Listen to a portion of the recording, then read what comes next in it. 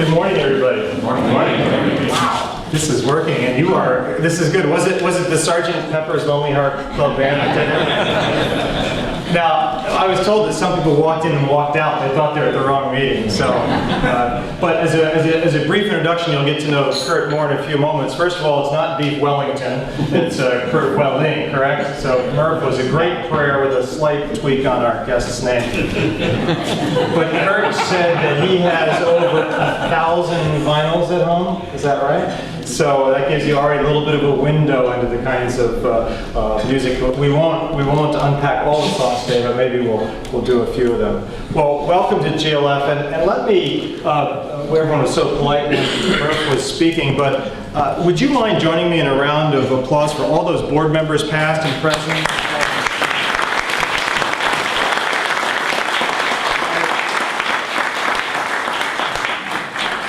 I can't tell you how hard they have worked over these past.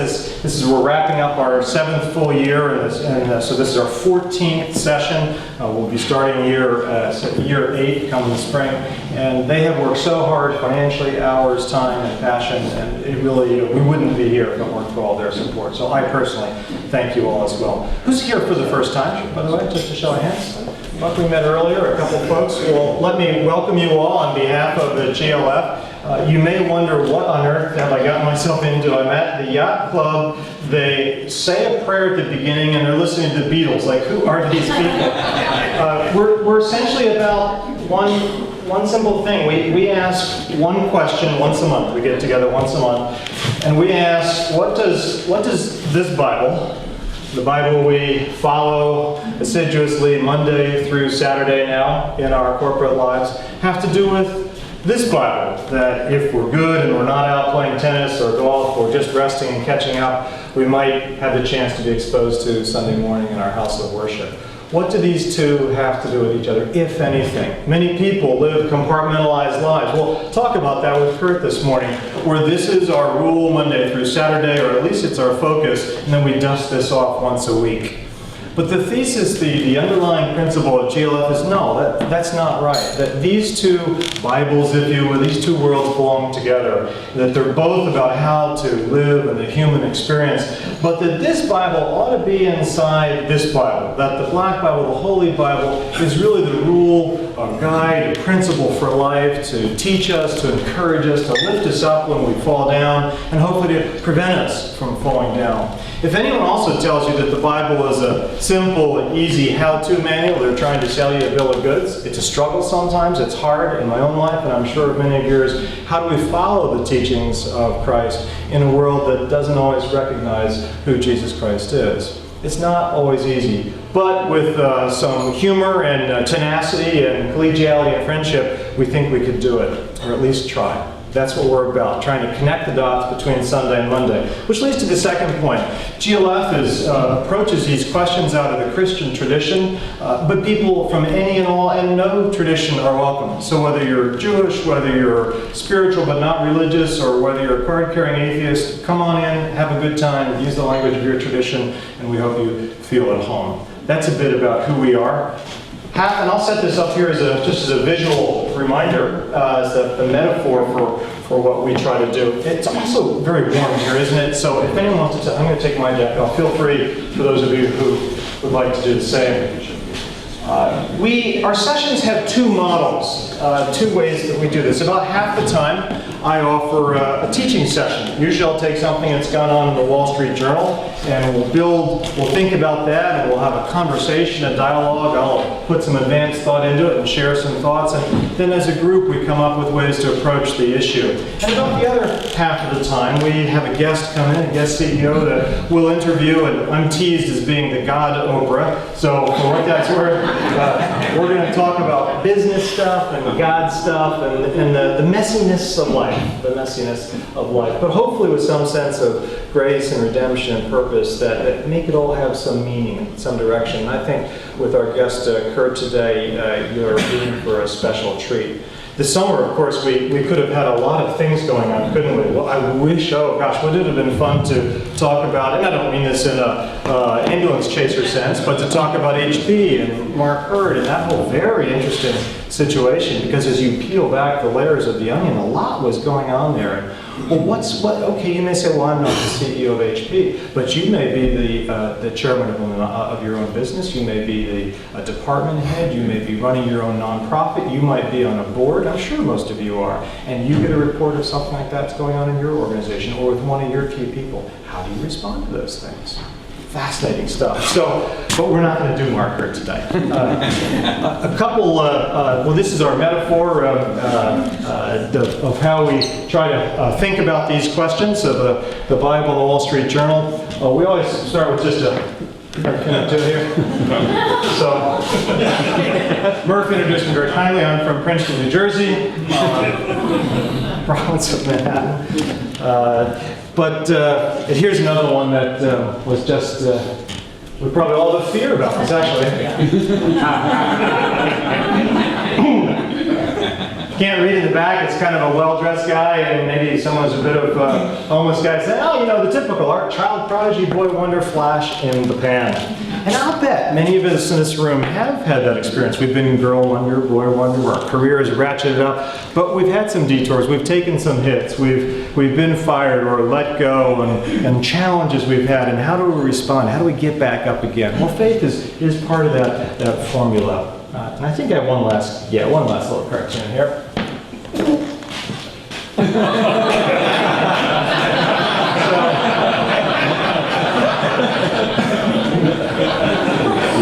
Again, Rick, I know your eyes are fading. You can't read the back. Because I learned from the mistakes of others, and you've been a real blessing. So with that, I'd like to bring it up. Be careful. I know.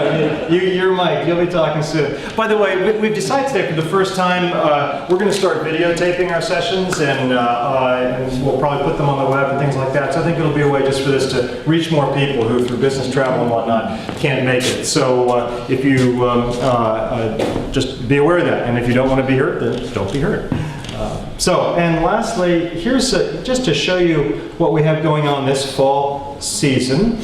Of course, Curt is here today.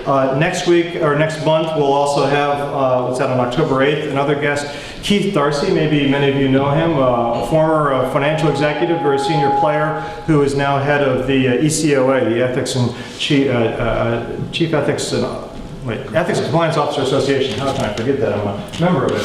And someone said to me on our board, and I won't mention who, well, is he going to be boring? Ethics equals boring. What's wrong with that question? I can assure you he's not. He's a pistol. And boy, he could tell some stories from his own life and that he's seen. And our last two sessions of the year will probably be teaching sessions of mine unless some sort of event comes together. Curt, why don't you come up right now and have a seat here. We'll begin our I'm having second thoughts about this. How about a warm welcome for Curt Welling?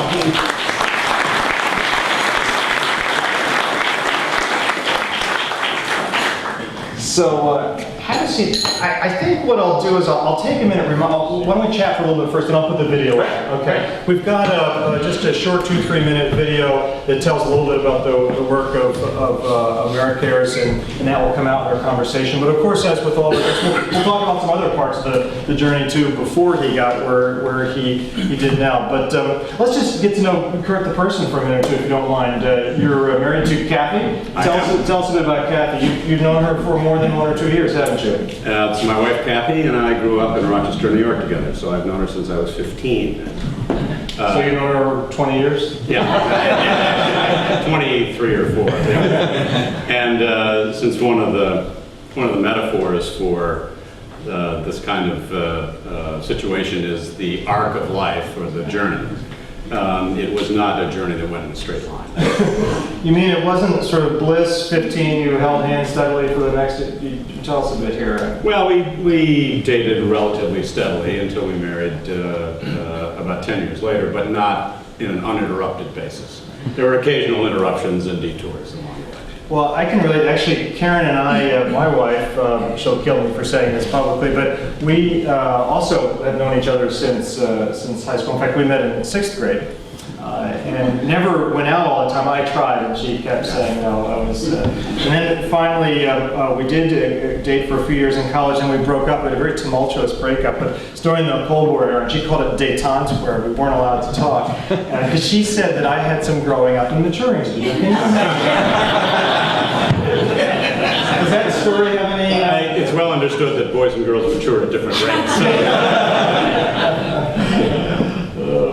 But you know, when we were chatting, and we've known each other on and off and through many common friends like Jerry Lehman and others, the last time we just had a wonderful conversation of a whole range of things. I think felt a bit of kindred souls. But there's one part of your childhood that you shared, and I'd like you to share with the group, that still boggles my mind, that not a lot of people who grow up in Rochester, New York, or frankly anywhere, have this experience.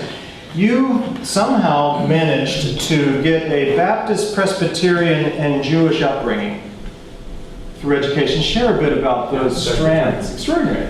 I guess the point of departure here is Kathy, my wife. I actually grew up in the American Baptist tradition, what people in Rochester were fond of referring to as soft-shell Baptists. And the community in which we lived was a close-in, post-war suburb of Rochester, which was essentially a white-collar town. And had a significant Jewish population. So the high school I attended was somewhere between 30 and 40% Jewish.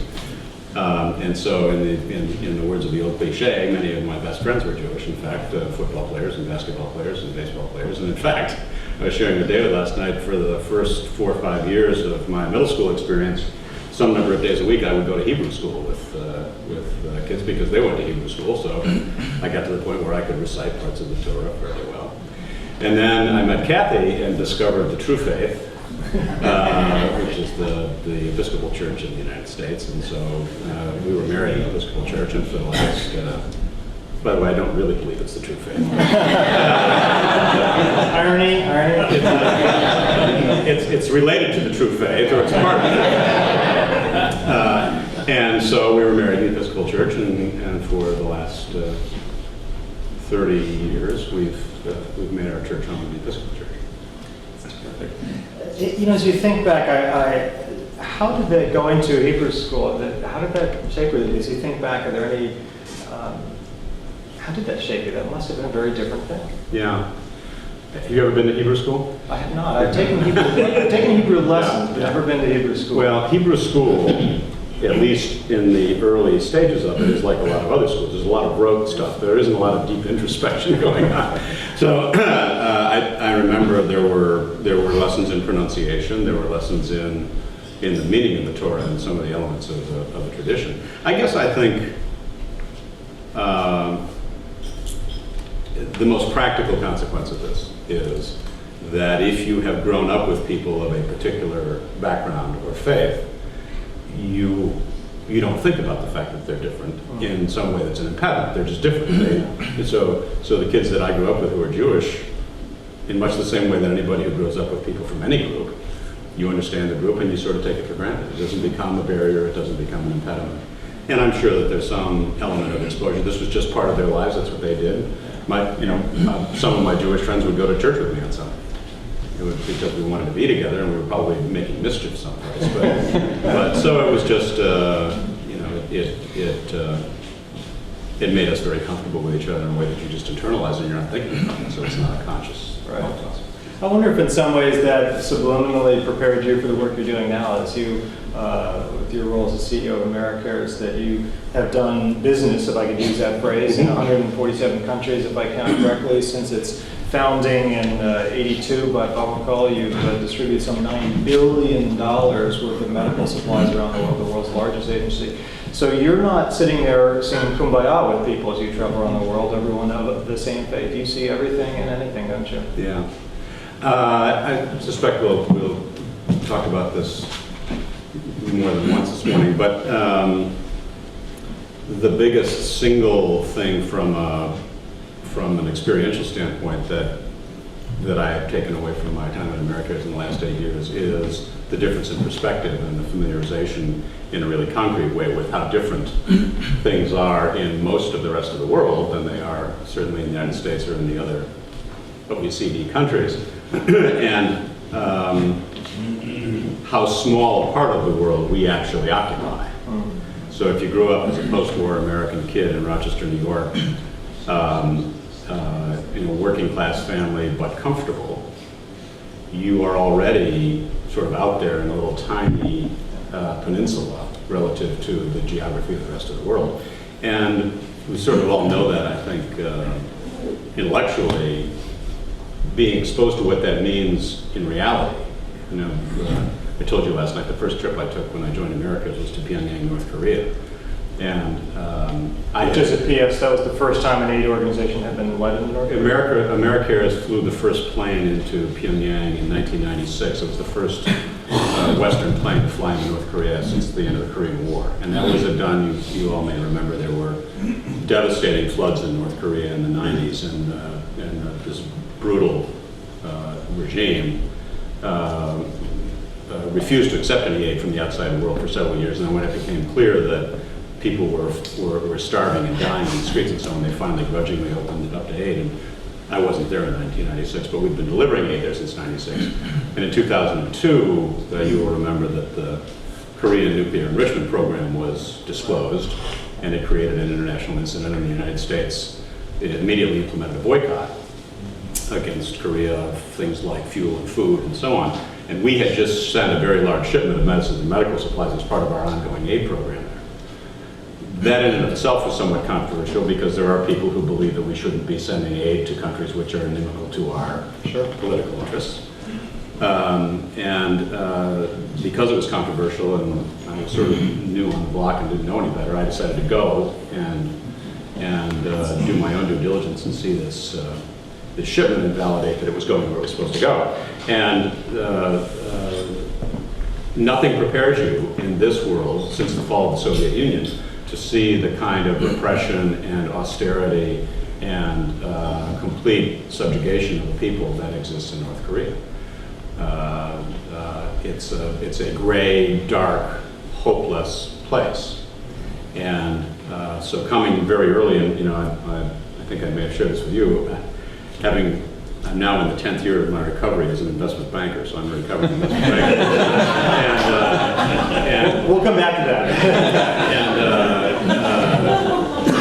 I've reflected in the 8 years I've been in America is I have never once traveled to a city that I traveled to when I was in investment banking, except I was in a conference in Geneva once. So whether it's Pyongyang or Peshawar, Pakistan, or Darfur, or those places are in our consciousness conceptually, but they're abstractions. And seeing the reality of them is a challenging thing to make sense. Let's park for a minute, the Americas, and we'll certainly come back to that. And let me just ask one or two getting to know you questions, later ones as well. You're fit as a fiddle, so what's the secret? Is it, do you play some sports, or what do you do to keep active? Yeah, I'm an athlete in my own mind.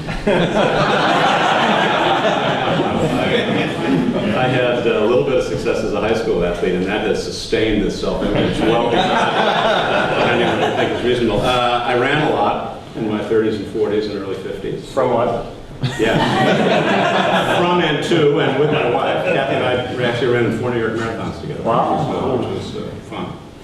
That's behind me, so I'm thinking about doing something, a half marathon this year, and you know, it's I'm in that group of people that have a high standard deviation of weight gain and loss at any one moment. It's probably a 15 or 20 pound swing peak to valley. I've never quite heard it put that. And loose fitting clothes I find work great. So let's pick up the trajectory. So you grow up in Rochester, this middle class family. By the way, his father is going to turn 100 in November. Isn't that amazing? So Zoltan, watch out, you got competition. And then you're a star quarterback in high school. You think you're going to go out and be a star quarterback. You go to the Ivies. You're up at Dartmouth. You find out there's 25 other star quarterbacks on the team. Yeah, those of you Ivy League football fans will remember 1970 was the year that an Ivy League team won the Lambert Trophy for Eastern football dominance, and I happen to have been part of that class of kids. What David's referring to is they convened the freshman football team at the beginning of practice, and there were about 100 kids who were going to try out. Then they asked everyone who was a quarterback to stand up, and 25 kids stood up. And everybody who'd been the captain of his team stood up, and about half the room stood up, and everybody who'd been all-county stand up, and about a third of the room, and everybody who'd been all-state, and there were 12 high school All-Americans on that team. So your perspective changes pretty quickly about whether you're... I thought that was the track I was going to take. It turns out broadcasting ended up being the track. Well, and your major in college? English literature. English literature, what every pre-investment manager takes, right? But you were very high utility, commercial utility. But talk about that for a minute. You said that you took a number of religion courses. Yeah. So when you were at college, were you one of the kids in all the fellowship groups and prayer groups with this Baptist upbringing, or did you sort of put that to the side for a bit? Let's see. I was not the kid in the prayer groups and the fellowship groups. Yeah. Church was a very important part of our life.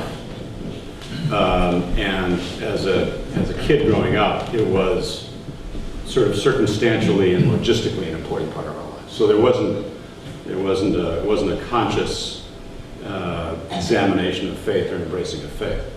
And I can't really give you a good explanation for why I took the religion. I took almost as many religion courses as I did, and it wasn't out of a spirit of deep personal theological inquiry. It was just at some level the questions were really interesting, and it was highly compatible with English and comparative literature, and in retrospect, I now realize it was an important part of sort of informing me about things that would help me think about things as I went on in my life. Well, it sounds like I think a lot of your faith journey has been both elements and times when your faith has been overt and visibly present, and other times where perhaps it's been a bit backgrounded yet still informed who you are. And we'll talk about how you've moved in and out of those stages of life, which probably many in this room can resonate with. Well, let's fast forward a bit. So you graduate from Dartmouth, your number's up, you're number 60 in the draft, so you've got a National Guard obligation you choose to do. Then you go off to Vanderbilt Law School. Then you come back to Amos Tuck for your MBA. Got married in there. Got married, we don't forget Kathy, very important. And then you fast track along, you get into, you've made an interesting comment today, we think of careers that young people aspire to over the past decade. At some point it might have been to be an M&A lawyer, and then it was to be an investment banker, and then .com. There's sort of different phases that people are drawn to. And you're coming out of that era, actually going into investment banking, the first Boston like you did, wasn't the normal thing. Most people went into brand management, going to P&G or consulting, those sort of things. So there's different ways. In an odd way, you went into investment banking before, I shouldn't say before, but in some ways before it was so popular. Now, did you go in as a bashful, shy, reclining kid, happy to take orders from everyone? Of course, yes. I have to be careful because some of my former colleagues are here in the room. Well, let's face it, it's a dog-eat-dog world at times, Yeah. and when you're young and you're earning your stripes, reflect a bit on it. I think there are a couple of observations at this moment. Those of you who were adults in that time will remember that the late 60s and early 70s was defined in the United States by the Vietnam conflict and the momentum that young people generated to question and defy authority. So if you're coming out of college in 1970 or 71 and you had a low draft number, one of the challenges you were confronted with was, did you think you should not serve as a matter of conscience?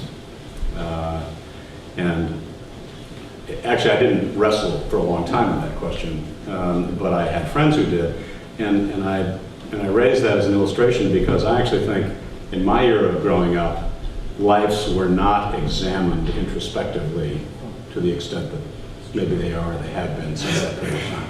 So we were just sort of going along, we were still part of the post-war baby boom.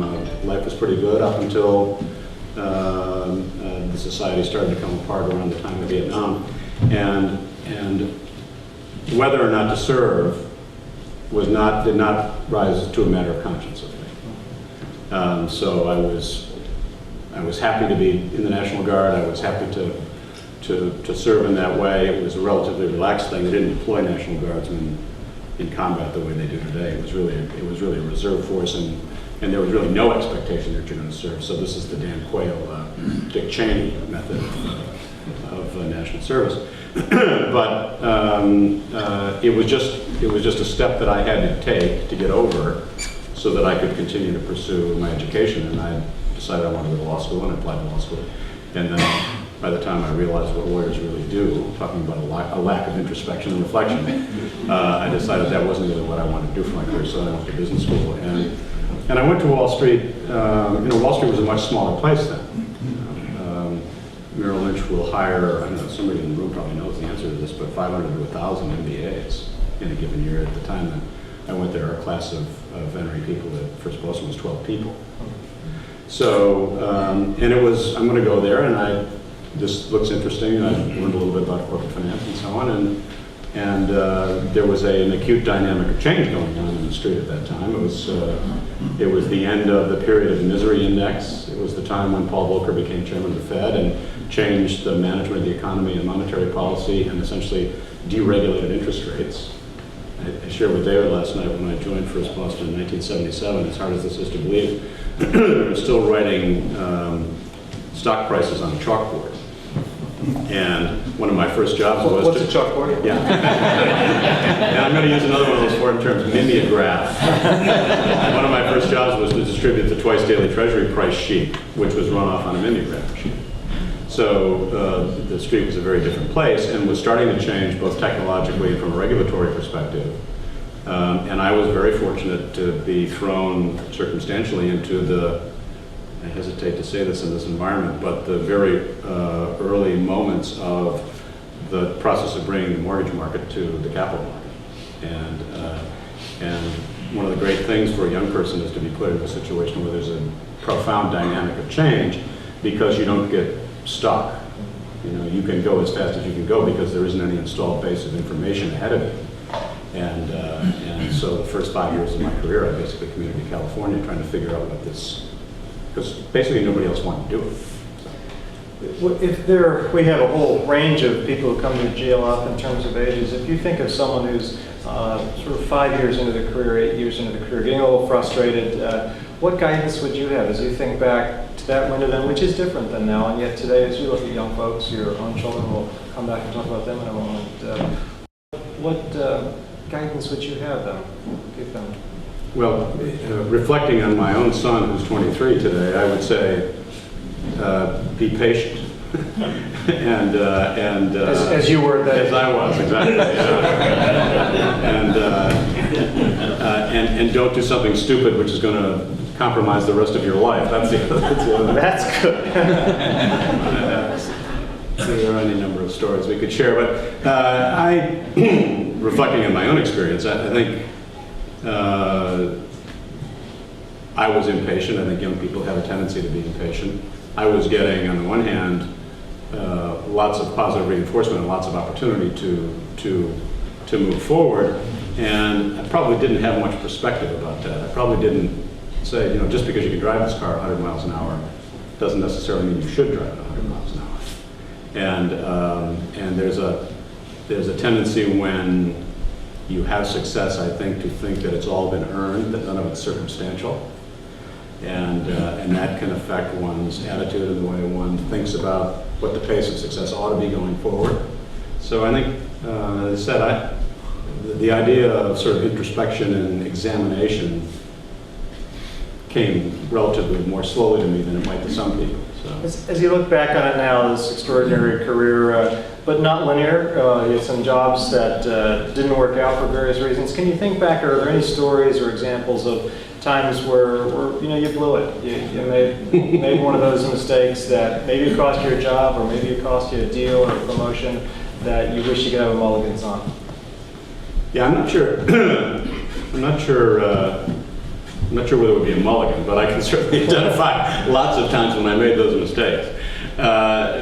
in the vein of what I was just saying about sort of not necessarily having perspective about pace and priorities and so on. I was a pretty aggressive guy for the first 15 or 20 years of my professional career. And I'm looking at one of my colleagues here who said, "Gee, for the first 15 or 20 years of your career." And there are times when confrontation and aggression work, and I think are productive. Not aggression per se, not intimidation, but when confronting people and challenging them in a debate about something to defend their position on some basis. And there are times when that style isn't right. And I can think of a couple of times when I might have overplayed that. One of which ultimately led to my departure from First Boston, where I was for 13 years. Yeah. Well, I'll redact some of the names, but you give us the clean version, but give us enough color to make it. The dynamic in the street in 1990 was, at that time I had gotten to the point where I was running the global equity business for First Boston, and we had the street was in a profound dynamic of change. First Boston had gone from almost going out of business in the way of Kuhn, Love, and White Weld and so on, to actually recovering and becoming very successful in the period of the 80s, largely on the merger, the wave of mergers and the famous team of Joe Perella and Bruce Wasserstein, and the development of the Euro market, where we acquired Merrill Lynch's interest in White Weld, something called Credit Suisse White Weld, which became Credit Suisse First Boston. And we had done a lot of strategic planning. In fact, we engaged with a fairly famous guy named Michael Porter, who some of you will know from Harvard, who was really going to help us think about creating a new paradigm. You have to be careful when people are talking to you about creating new paradigms. Ecclesiastes is right about that. There really is nothing new. It's just the same thing manipulated in a different way.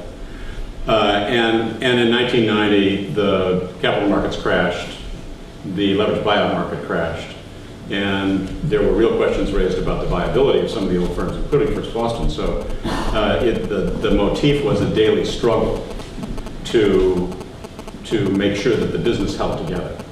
And in that environment, a fairly famous guy was hired by First Boston as a consultant, who had been out of the business for a while, but was a big name in the business. And he was given the responsibility of overseeing the strategy process. Well, talking about strategy in the context of what we felt like we were going through was like rearranging the deck chairs. So he interviews you? Yeah, so he comes to my office one day, and I'm sitting on the equity trading floor, and he says, "You know, I don't think you've really taken this strategic planning stuff to heart." And, and Jack Hennessy, who was the CEO at the time, was really serious about this. And I think it would be important for you to really knuckle down and get this strategic planning done. And I looked at him and I said, "Fred," his name's not Fred, "the ship is sinking here. And I have no intention of doing 1 ounce of strategic planning unless I'm given a direct order by Jack to do it. Now, if you'll excuse me, I have stuff to do." I went away for Labor Day weekend, and I came back, and the guy I'd said that to was made president of First Boston. How much longer did you stay? So I went to his office and I said, "We should probably talk." and I left about 3 months later. And I guess the perspective I have about that story is there's a time for confrontation. There's a time to. It's not always the right thing to do to say, irrespective of what your conviction is, right. The first thing that comes to your mind in a situation.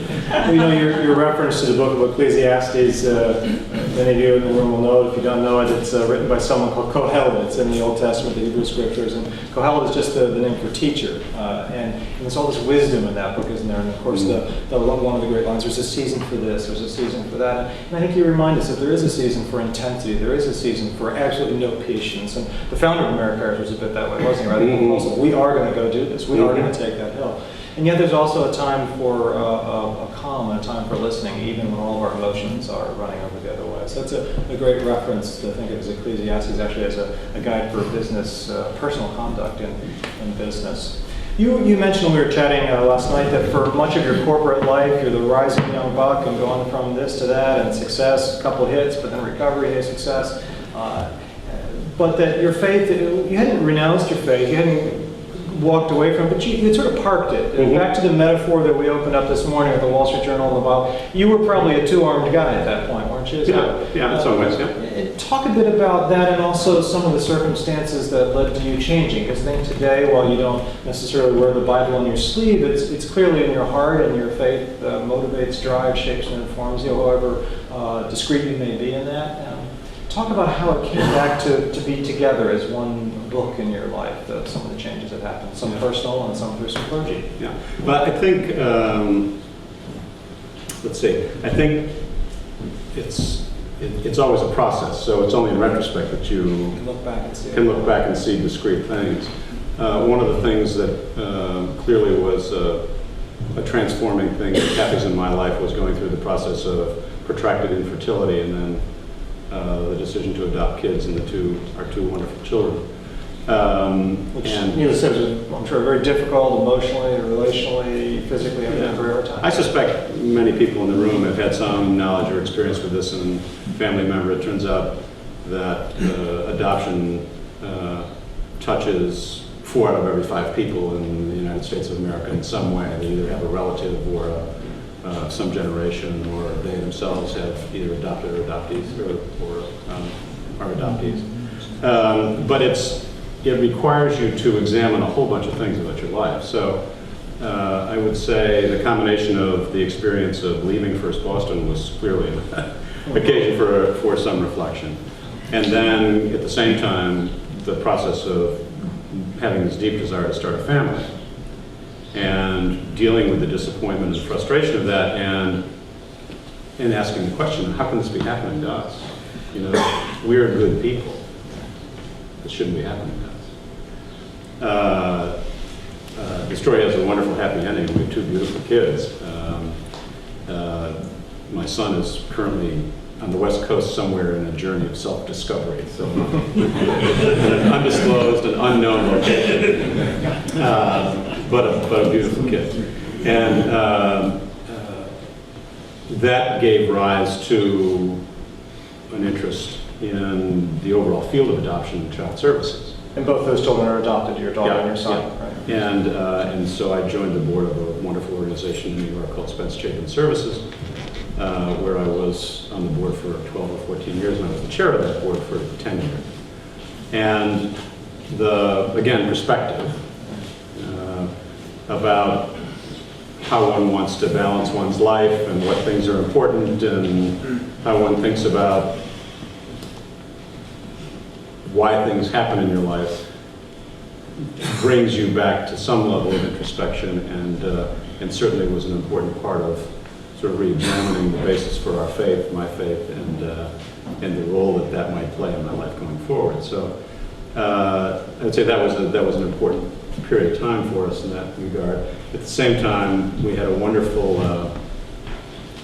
assistant minister in our church who himself he was at that time in his early 60s, himself had a remarkable journey as a very successful rector in the Episcopal Church. He had fallen, he had left the church. He worked in development for a number of very prominent nonprofit organizations, like the hospital and others. And he had come back to the church as a volunteer priest associate. And he was a great guy because he was very smart. So if you're inclined to want to have an intellectual engagement with faith, as most Episcopalians are, he was a wonderful guy.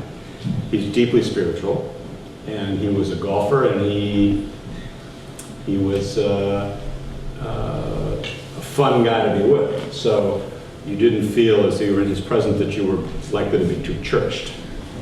And we became quite close. And in fact, he was fond of using Peanuts cartoons in his sermons, and which I don't think Bob initiated. But one of the ones that always resonated with me that I thought about later, a story that we might talk about, was this question of sort of how do we think about how God speaks to us? And he was preaching on this one day, and the first frame, Charlie Brown says, Linus says to Charlie Brown, do you believe in God? And Charlie Brown says, I don't know, I've never seen him. And the next frame is, I don't know, I've never talked to him. And the last frame is that shot of Snoopy lying on the, horizontally on the roof, and the thought was, I believe in bones. And he went on to talk about, you know, this temptation that we all have to believe in things that are concrete, you know, that can be validated. And the essence of faith, of course, is accepting as true something that cannot be validated objectively. And I remember that conversation very, and that was a bit of an eye-opener. Right here. Oh, yeah.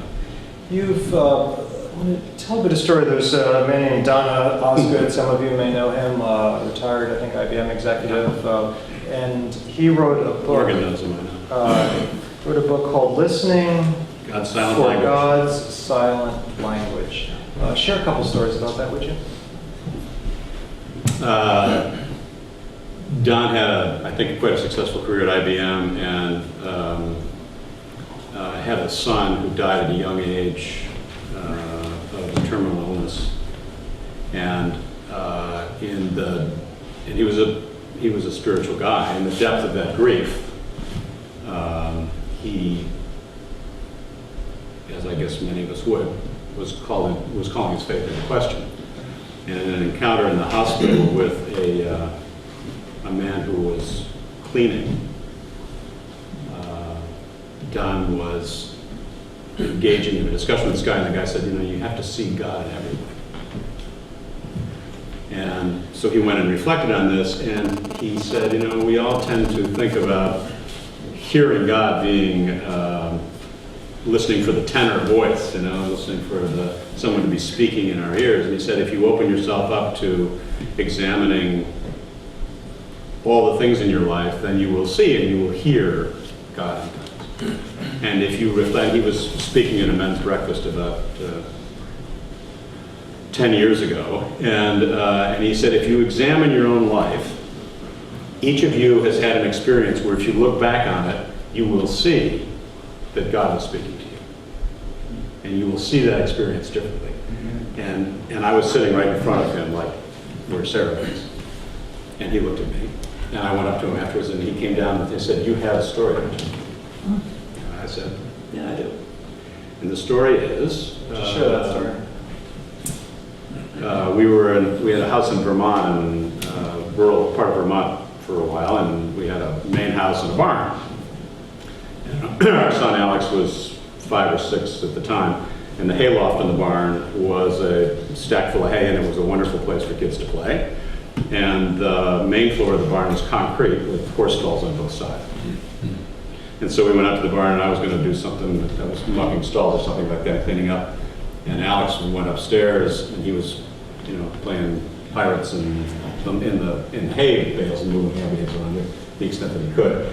And there was a hay drop, and the rule was you can't go near the hay drop. Because of course it's a 15-foot. Yeah, it's 15 feet from the ceiling to the concrete. Right to the concrete. So I'm at one end of the barn, and the hay drop is at the other end of the barn. And it's a bright sunny day, and I'm looking, and all of a sudden there's sort of a flash. I can't really I know this sounds crazy, but I can't really describe it except a bright light of some sort that was sufficiently startling that it caused me to turn and look down to the other end of the barn. And I couldn't, you know, I looked to see if there was some, so I became totally fixated on trying to, so I'm walking down and thinking, was it a bird? What could it have been? And I'm sort of aware that there's sort of a scuffling going on upstairs. And at the moment that I'm under the hay drop, I look up, and Alex falls through the hay. And I'm there, and I take one step, and I catch him in my arm. That's not an embellished story. And so at that moment, I mean, we were both shocked, relieved. You know, it was and then we laughed, and we went inside. So here you are, totally at the other end, and you see this flash of light, and you're drawn towards the hay drop, and he falls in your arms. I hadn't, you know, I shared the story with some friends, I shared the story with Kathy, but it wasn't until I was sitting there and Don said, examine this, that I went back and said, so I see that differently. I don't really believe in coincidences. And you mentioned unpack that. You don't believe in coincidences. Yeah, I mean, this will ultimately, I think, lead us into a discussion of my transition to AmeriCares.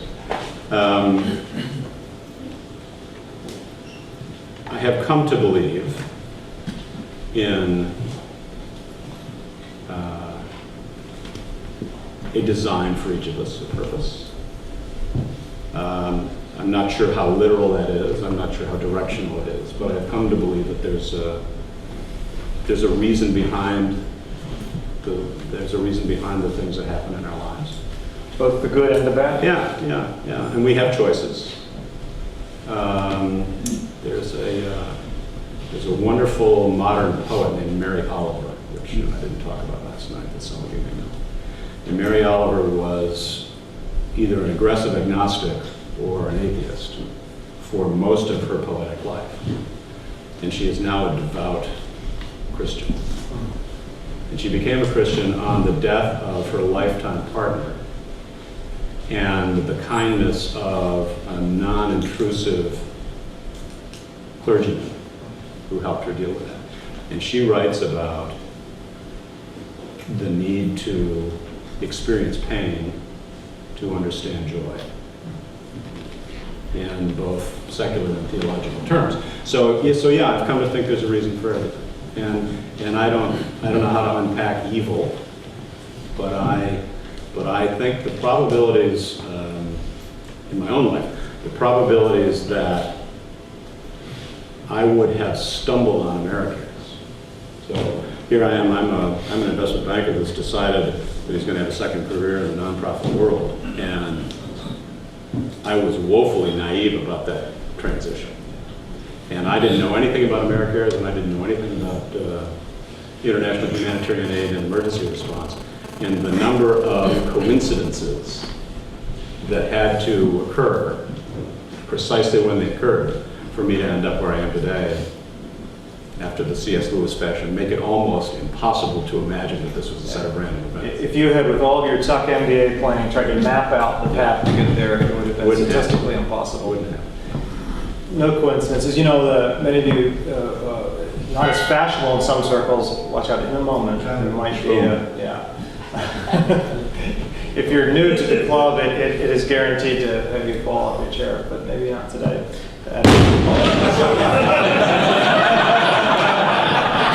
For our new guests, welcome. Maybe not today. That's the initiation rite. It's you know, Paul talks a lot in the New Testament about suffering and how suffering brings us to courage and knowledge and fortitude. And I'm the first to say, when I've had those suffering moments and I remember to turn to God in prayer, I'm the first to say, God, I'm okay with the suffering, but no, we can move on. The character development, I'm with you. But sometimes those periods are longer than we want. There's seasons, back to Ecclesiastes, that could be very painful and very long.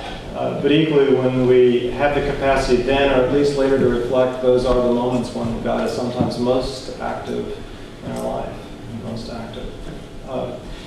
You're in this second career now, and many would say, wow, gosh, I would love to do that, to be in full-time Christian work or full-time nonprofit work. I talked to a lot of people who'd like to sort of cash it in and go do something like what you're doing. It doesn't have to be AmeriCares, but something. But tell me, and this isn't about AmeriCares specifically, but the world of philanthropy and nonprofits, is it one big happy kumbaya, no politics, everything's easy world? Absolutely. Next. Hey, last night you said... Yeah, I didn't say You contrasted. I don't recall that. Yes, no, I don't recall that. You contrasted this world, and again, not AmeriCares per se, but this world versus investment banking, and which had more politics. Yeah, I'm actually, this topic I'm not reluctant to talk about, and because I feel quite strongly about it, and it was a surprise. So having worked in what most people would regard as one of the most venal political environments in the world, one of the things that was appealing about a second career in a mission-oriented was the expectation that because everybody was working on the same mission, that there would be no politics. Well, that's obviously not the case. How many people are a member of a church here? And in fact, whether it's the academy or a church or social services or the environment, while there are deeply good people who are drawn to this work, and in our case, humanitarian assistance, because they believe in the humanitarian ideal, the environment and the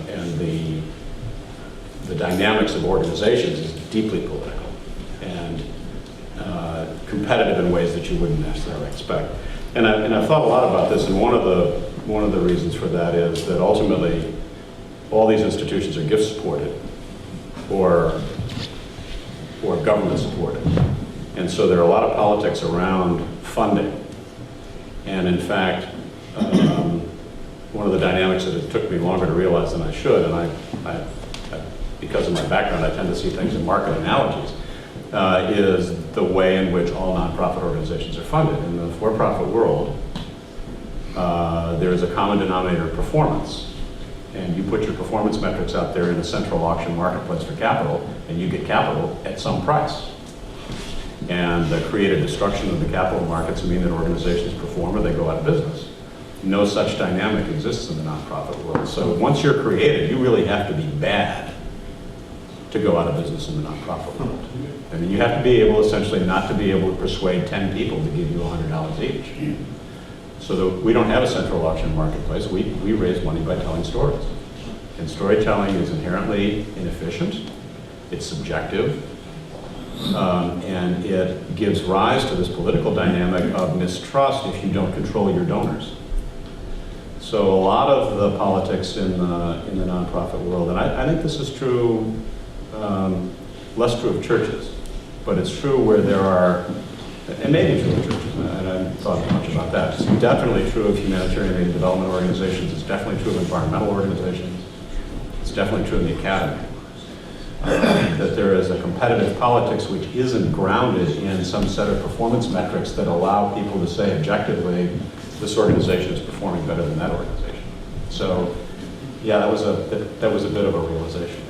And in many cases, there's, as tough as the marketplace is, there's often more transparencies and more transparency and processes to deal with issues than there are in the nonprofit world, be it the academy, as you point out, or other organizations. Let me take a moment and show a 2 or 3 minute video clip. Usually what we do, by the way, is take questions from the group, and we may just do it a little bit differently today because of how our time is, but let me take the liberty of showing this. I think if you don't know about AmeriCares, we'd be doing you a misservice if I didn't show you this clip. So let me see if I could play this. Sure.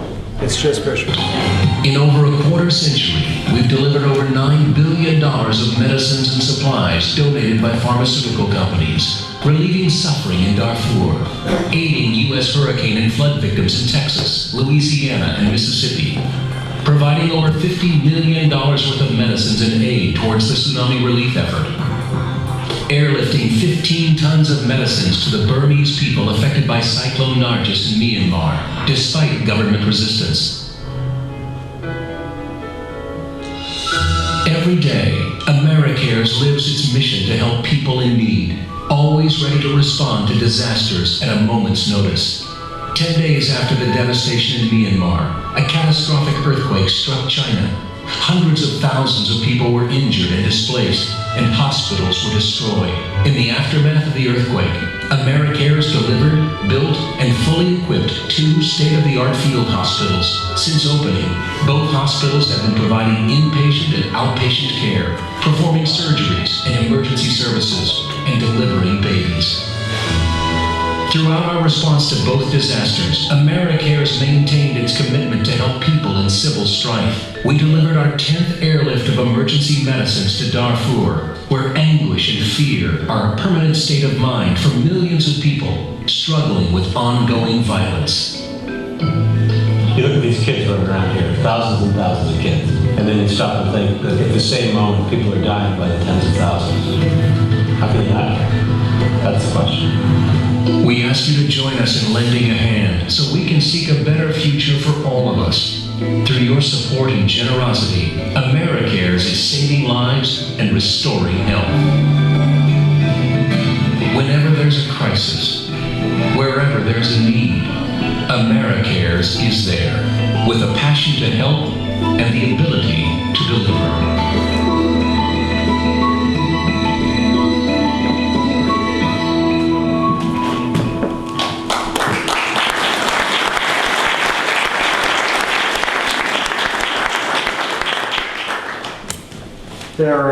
Jerry Lehman, one of your board members, could tell many stories. Bruce tells stories. You could tell stories. I'm not sure if Carol Bauer is going to maybe come if she's here. And other of your board members. There's a lot of people that really believe and make this happen.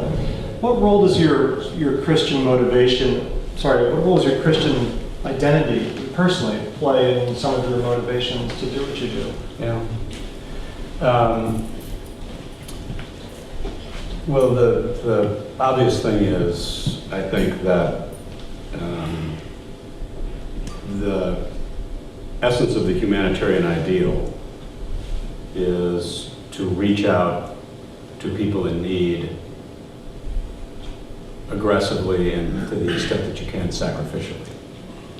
So while AmeriCares is a non-sectarian organization, and David and I had a lively discussion about the difference between tolerance and respect and theology in the workplace last night.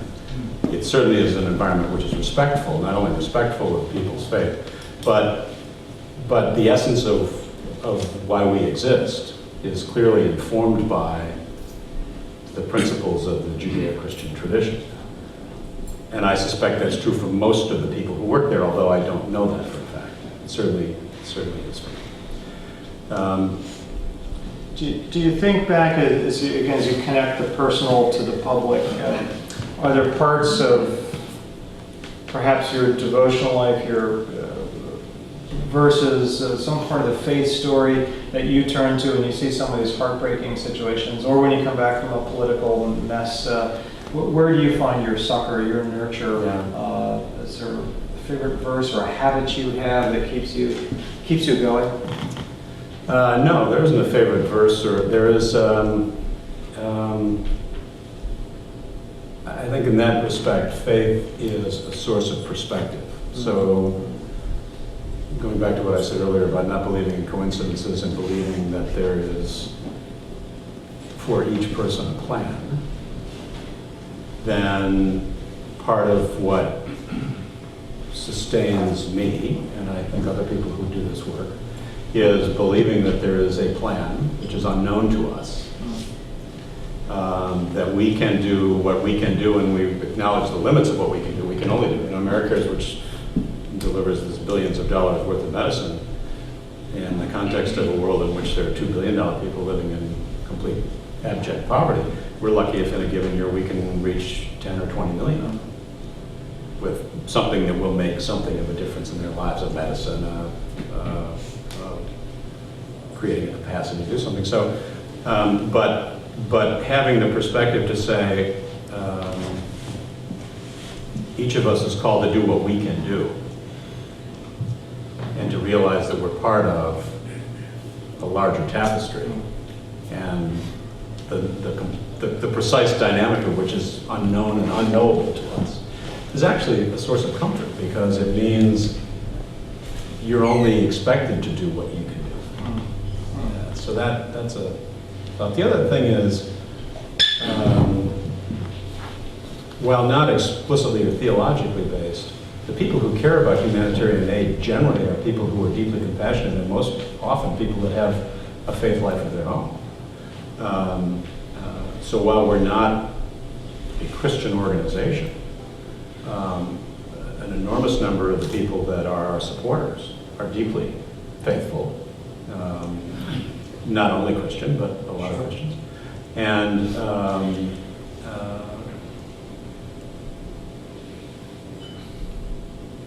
they're, I know this from personal conversations, they see AmeriCares as part of their way to manifest their faith in a world where they're called to be doing something to make a difference for these people who have help. When we read passages in the New Testament where Jesus compliment some of his followers for taking care of him, and they said, well, we never did that. And then he reminds them, but when you do it for the least of these, you've done it for me. And most of us, as we go into our offices here in Greenwich in a few minutes, or take the train into Manhattan, I suspect some of us might think, wow, I'm just trading bonds, or I'm just a financial services expert. I wish I could be doing something more. And maybe their calling for now is to be doing that, to be doing it ethically, to be doing it morally, to be doing it honestly, to being generous. One thing we didn't talk about, and maybe let's end on this, is you have an interesting conception of grace and generosity, and maybe that's a message to leave everyone with as we wrap up. I want to just make an observation about, I feel very fortunate to do what I do, but the scale of what we do is not something for me to be prideful about, right? It just happened to be in a position where I'm working with an organization that has the opportunity to. So I don't think scale is, I don't think God's looking at us and saying, if you only help one person, it's not as good as if you help 100 people. I think it's more complicated than that. At the time that I was becoming introspective about all this, I had the occasion to hear a presentation about Christian stewardship from a guy who had become something of an authority in the Episcopal Church named Bill Burrell. He was the Bishop of Rochester at the time. And he was a very aggressive guy about challenging, if you say you're a Christian, what does that mean? And particularly in the area of stewardship. And he had this rhetorical technique of drawing a distinction between ownership and stewardship. And how, if you see yourself as an owner, how you behave. And if you see yourself as a steward, how you behave. And which is all driving toward an acknowledgement that if you're a Christian, you believe that everything you have has been given to you not because you're entitled, but through the grace of God. And that leads you in a discussion of what's the appropriate response to grace, which is gratitude, and an acknowledgement that it's not of your doing, that it's God's blessing, which then should give rise in the Christian stewardship dynamic to a desire to be generous with the things you do, and because they're not yours. You're entrusted with these things as a steward to consume some for yourself, and the percentage you consume is amenable to debate, right. But to do something for others with this. And so when you said I think about grace putting me in the position where I have the opportunity to do this and being grateful for that. Grace, gratefulness, gratitude, generosity. Indeed, as we all go back to our places of work, the mere fact that we're doing that work honorably, or at least trying to and ethically, is a huge thing. I suspect many of the countries that you take relief aid to wouldn't need that relief aid if there weren't corruption, if there weren't misuse of abuse by people in positions of power in the economy and the politics. So in many ways, just being faithful in what we do in our daily stewardship is a part of a walk which actually helps your work and helps our own work and ultimately helps God's work. Our tradition is to end punctually at 8:15. We're at that time. Let me say first, before doing that, how about a round of applause to thank Curt.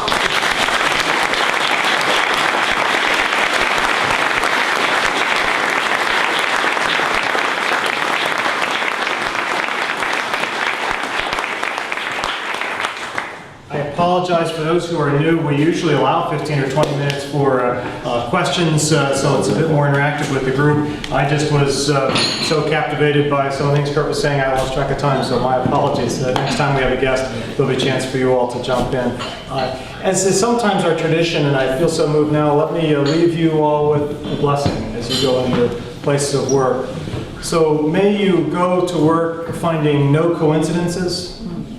May you go to work finding God's purpose and plan even in the most mundane of that which you do. And may you feel and experience God's grace and respond with gratitude, joy, and generosity. Go in peace. Thank you all.